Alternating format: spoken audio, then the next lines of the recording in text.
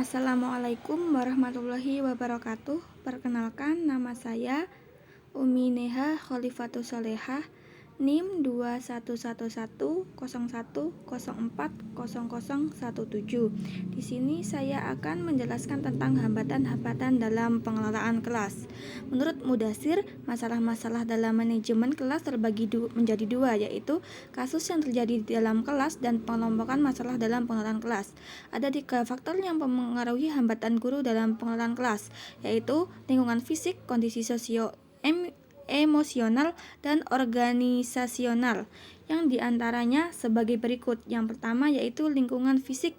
Yang dimaksud ialah mengenai kelengkapan fasilitas belajar seperti ruang kelas, media, biaya, dan yang dapat memungkinkan siswa belajar dengan baik.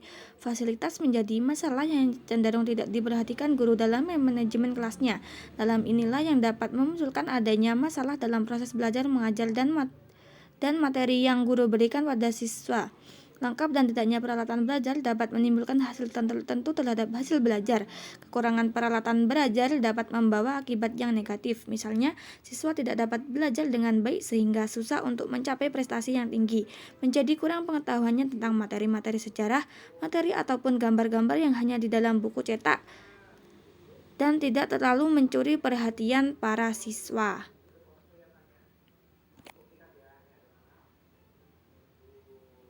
Yang kedua yaitu kondisi sosio-emosional. Kondisi siswa juga menjadi persoalan penting di dalam kelas, karena kondisi peserta didik inilah yang akan membuat proses belajar mengajar di dalam kelas menjadi berhasil atau sebaliknya. Dapat dicontohkan jika siswa bergairah dalam belajar, cenderung proses belajar mengajar di dalam kelas menjadi kondusif. Sebaliknya, jika siswa tidak bergairah dalam menerima pelajaran, maka cenderung proses belajar mengajar tidak efektif dan membuat siswa gaduh serta kurang memperhatikan materi yang diajarkan.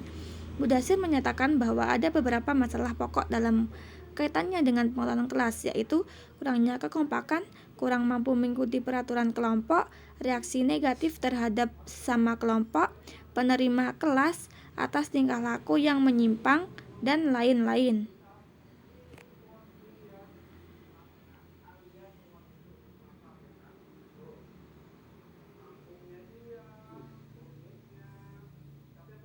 Yang ketiga yaitu organisasional. Beralih ke organisasional yang langsung berkaitan dengan faktor internal dan faktor eksternal siswa. Faktor internal ini berkaitan dengan keluarga. Dapat ditemukan pada informan-informan memaparkan bahwa keluarga ialah suatu organisasi yang utama dalam diri peserta didik. Jadi jika siswa di lingkungan keluarganya baik, maka di sekolah pun pasti akan mengikuti baik pula. Faktor eksternal, faktor yang mempengaruhi lingkungan sekolah, lingkungan bermain, suasana lingkungan belajar, fasilitas, dan sebagainya. Diharapkan sekolah lebih memperhatikan fasilitas pendukung dalam pembelajaran. Jenis masalah anak dalam pengelolaan kelas. Pengelolaan kelas merupakan aspek penting dalam proses pembelajaran di sekolah. Selain menyampaikan materi pelajaran, guru juga perlu mengelola berbagai masalah yang mungkin dihadapi oleh anak-anak dalam kelas. Masalah-masalah ini dapat mempengaruhi kenyamanan dan efektivitas pembelajaran. Oleh karena itu, pemahaman terhadap jenis-jenis masalah tersebut serta strategi untuk mengatasinya sangatlah penting. Jenis masalah anak dalam pengelolaan kelas. Yang pertama yaitu masalah perilaku.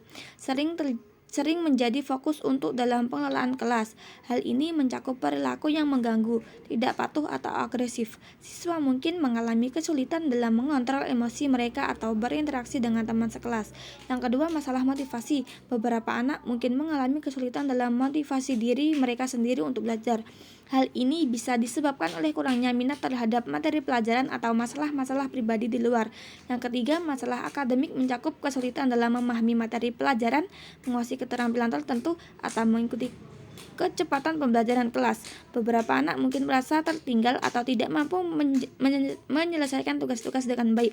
Yang keempat, masalah sosio-emosional melibatkan kesulitan dalam berinteraksi dengan teman sebaya, membangun hubungan yang sehat, atau mengelola emosi dengan baik. Anak-anak bisa mengalami masalah dalam hal konflik, isolasi sosial, atau kecemasan.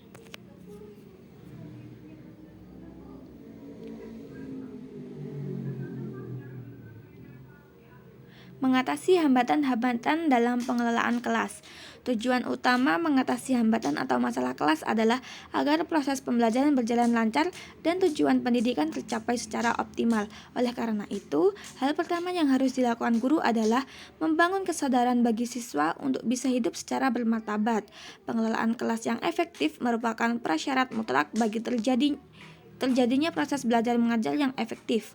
Hambatan-hambatan tersebut dapat berupa yang pertama yaitu masalah individu seperti ketidakmampuan siswa dalam memahami materi.